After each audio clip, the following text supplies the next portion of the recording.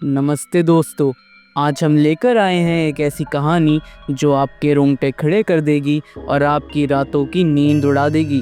ये कहानी है चोटीपुर गांव की, जहां जुलाई के महीने में शादी करना मना है, क्योंकि वहां एक रोती हुई दुल्हन का साया घूमता है जो नए दूल्हा दुल्हन को अपना शिकार बनाता है। सो लाइट्स डिम कर लो और शुरू करते हैं ये स्पूकी टेल। चोटीपुर है एक छोटा सा गांव जहां दिन के उजाले में भी एक अजीब सी खामोशी छाई रहती है।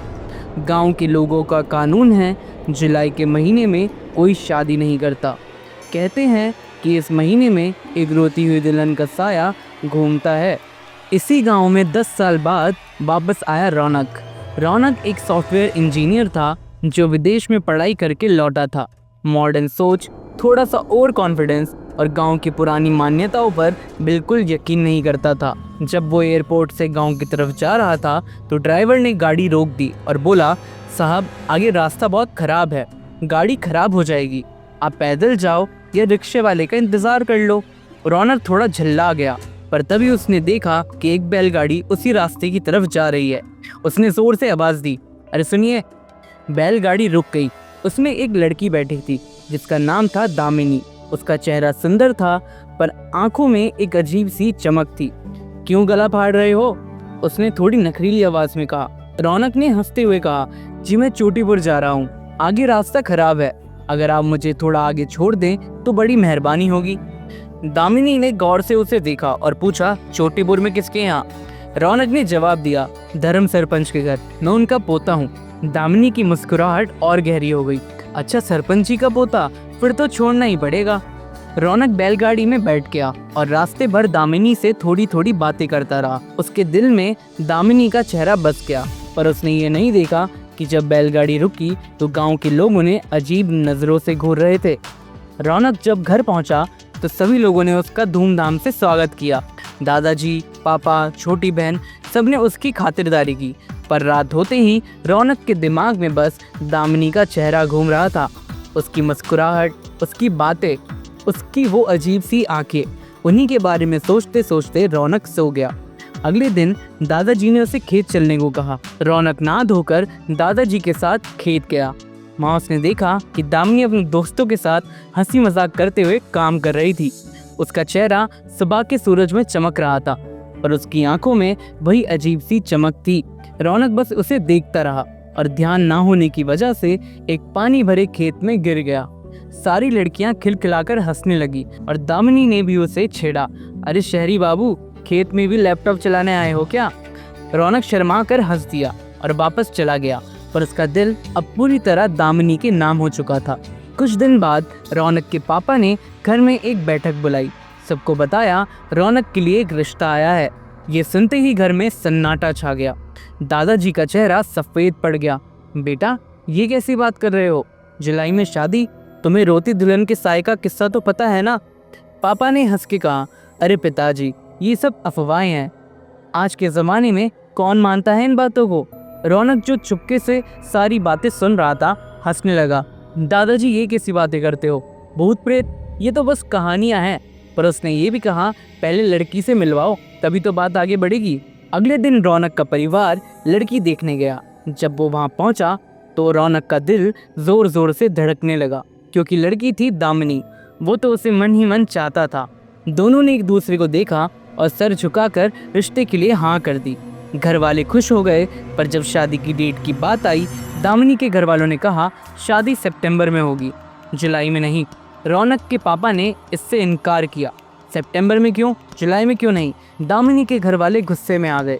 जुलाई में बिल्कुल नहीं, तुम्हें पता है ना गांव का किस्सा, या तो सितंबर में या रिश्ता टूट जाएगा। रौनक के घर वाले वापस आ गए। रौनक और दामिनी का दिल टूट गया। वो एक दूसरे से प्यार कर चुके थे और यह दूरी उन्हें बर्दाश्त नहीं हुई।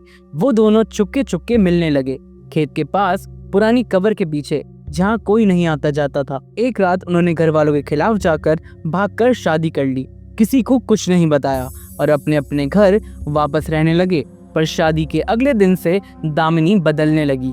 उसको तेज बुखार चढ़ गया और वो अजीब सी बातें करने लगी। रौनक उसे हॉस्पिटल में देखने गया। वहाँ दामिनी ने उससे एक भयानक आवाज में कहा, रौनक चल साथ में रहते हैं, हमने तो शादी कर ली ना। उसकी आंखें लाल थी और चेहरा सफ़ेद पड़ चुका था। हॉस्पिटल में सन्नाटा छा गया। दोनों परिवार वाले डर के मारे कांपने लगे।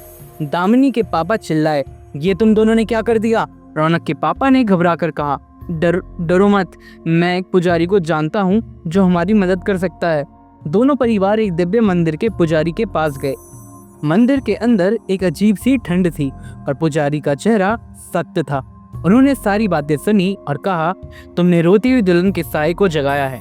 ये साया सदियों से जुलाई में शादी किए हुए जोड़े का शिकार करता है। इसका एक ही इलाज है, इनकी उल्टी शादी करनी होगी, पर यह काम सोमवार की रात को होगा, जो अब से 4 दिन बाद है। तब तक के लिए मैं तुम दोनों को एक दिव्य तावीज़ देता हूँ। उन्होंने 2 तावीज़ दिए, एक रौनक के लिए और एक दामिनी के लिए। दोनों ने तावीज़ पहन लिए और घर वापस आ गए। पर वापस आते वक्त घर वालों के बीच खूब कहासुनी हुई। दामिनी के पापा ने रौनक के परिवार को कोसना शुरू कर दिया, तुम लोगों की वजह से ये हुआ है। हमने मना करा था जुलाई में शादी नहीं होगी, सितंबर में होगी, और इन्होंने तो हमारी बेटी को अपने बेटे के साथ भगाकर शादी करवा दी।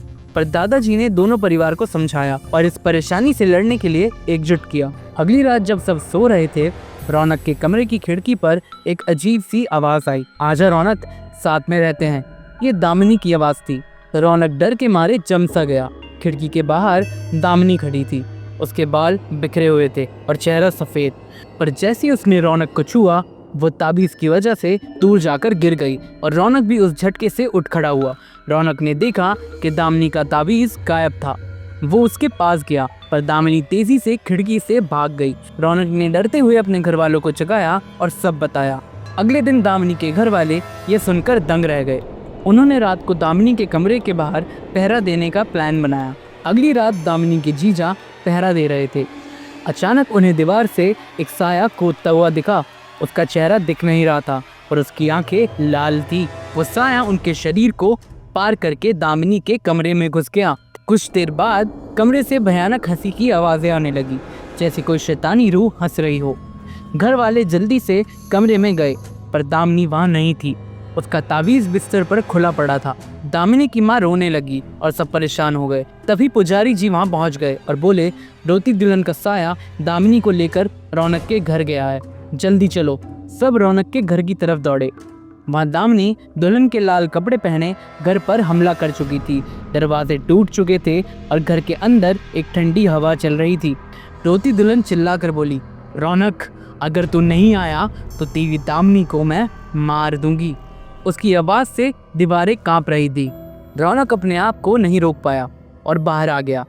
रोती दुल्हन ने एक भयानक हंसी मारी और उसकी आंखें और भी लाल हो गई। तभी पुजारी जी और दामिनी के घर वाले वहां पहुंच गए। पुजारी ने दिव्य मंत्र पढ़ना शुरू किया और रोती दुल्हन का साया दामिनी के शरीर से अलग होने लगा। पर रोती दुल्हन ने चिल्लाकर कहा, मुझे रौनक को खत्म करने से कोई नहीं रोक सकता। उसने पूरे घर वालों को हवा में उठा दिया, जैसे कोई शैतानी ताकत उन्हें जकड़ रही हो। सिर्फ रौनक जमीन पर था। पुजारी जी ने कहा, इसे रोकने के लिए किसी को अपनी रूह का बलिदान देना होगा।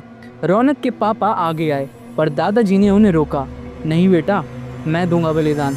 मैंने जिंदगी जी ली है, अब तुम रौनक और परिवार का ख्याल रखना। पुजारी जी ने मंत्र पढ़ना तेजी से शुरू किया। दादाजी के शरीर से एक चमकती हुई ऊर्जा निकली, जो रोती दुल्हन के साए को जकड़ने लगी। साया चिल्ला रहा था और उसकी आवाज़ से घर का हर एक शीशा टूट गया और उसने सारे घर वालों को ज़मीन पे पटकना शुरू कर दिया। लेकिन तब भी पुजारी जी नहीं रुके। वो मंत्र पढ़ते रहे। रोती दुल्हन ने दामिनी को जान से मारने की धमकी दी, लेकिन रौनक ने भी उसे जकड़ लिया और रौनक के तावीज़ से साया और कमज़ोर पड़ गया। मंत्र पूरा होते ही रोती दुल्हन का साया एक माया कारागार में कैद हो गया। पुजारी जी का चेहरा सफ़ेद पड़ गया। उन्होंने धीरे से कहा, रौनक, तेरे दादाजी के बलिदान ने तुम दोनों को बचा लिया, पर ये साया ये इतनी आसानी से नहीं रुकेगा। इस माया कारागार में बंद तो हो गया, पर इसकी ताकत अब भी जिंदा है। अगर कभी ये कारागार टूटा तो रोती दुल्हन वापस आ जाएगी और तब कोई नहीं बचेगा। रौनक और दामिनी ने एक दूसरे को देखा। उनका चेहरा डर से सफ़ेद पड़ चुका था। रात के सन्नाटे में गांव के कब्रिस्तान से एक धीमी सी आवाज़ आई, जैसे कोई रोती हुई औरत धीरे से हंस रही हो, अपने अगले शिकार का इंतज़ार करते हुए। तो दोस्तों ये थी कहानी चोटीपुर की रोती हुई दुल्हन की। क्या आपको लगता है कि ये साया सच में कैद हो गया, या वो धीमी सी हंसी जो गांव के कब्रिस्तान से आई किसी बड़े खतरे की निशानी है? हर रात जब सन्नाटा छाता है, क्या वो साया अब भी अपने शिकार का इंतजार कर रहा है? कमेंट में अपनी राय ज़रूर बताएं। अगर ये कहानी आपके दिल में डर बिठा गई तो लाइक करें, शेयर करें और चैनल को सब्सक्राइब करना ना भूलना। मिलते हैं अगली कहानी में, तब तक के लिए स्टे सेफ और अकेले बाहर मत जाना।